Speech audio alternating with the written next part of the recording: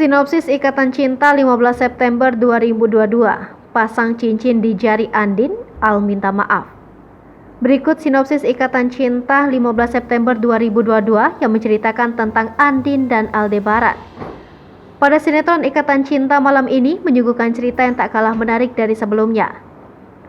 Pada episode sinetron Ikatan Cinta nanti malam diceritakan tentang keharmonisan Andin dan Al. Malam ini, Al merasa bersalah kepada Andin karena sudah membuatnya bersedih. Apalagi, Al sama sekali tak mau berbicara dengan Andin, membuat Andin sedih dan sakit hati. Suami yang dinantikannya bertahun-tahun harus mengacuhkan dirinya. Al sadar selama ini dia acuh dan membuat Andin sedih.